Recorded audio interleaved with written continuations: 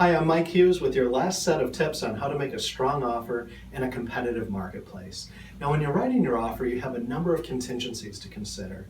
Each contingency can be seen by the seller as another obstacle to closing the sale. So you want to be careful on which contingencies you insist on, which ones you're not comfortable leaving out, and which ones that you frankly don't care too much about. Now, the first one is radon. Radon is the second leading cause of lung cancer in the United States, and there is a lot of lead in Massachusetts. So it's something that you want to think about. However, it is something that can be mitigated for about $1,500 or $2,000, and it's always best to consult a radon mitigation company for the actual price. You can fix radon in any home. So even if a house has radon, it can be fixed. Now, the other issue with radon is that a house that's tested today may not have radon, but it is a naturally occurring gas, so it can pop up a year from now. So the house that you thought was radon free could have radon a year from now. The other issue is pest inspections.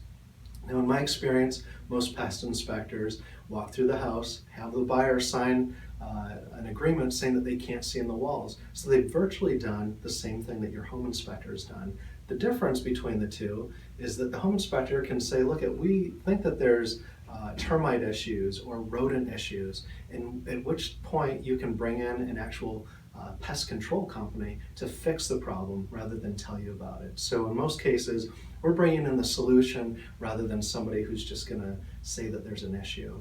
Last is lead paint. So lead paint, it's safe to assume, is in most of the houses in New England.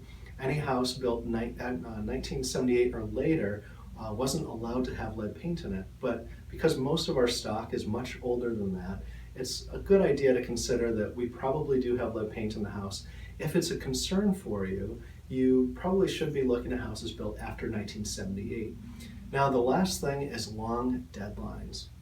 So generally speaking, even after the TRID laws were put into place this past October 2015, closings can still occur pretty easily within a 30 to 45 day window of you making the offer.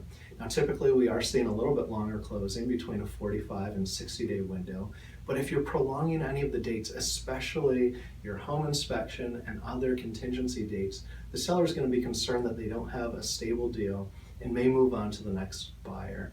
So what you want to do is tighten up your deadlines, make sure that all of the contingencies are moved out of the way as quick as possible. And of course, if the seller needs a longer closing time frame, you can work with that.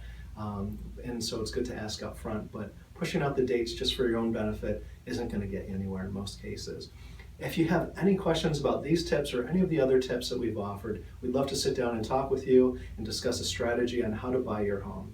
Thanks again for watching.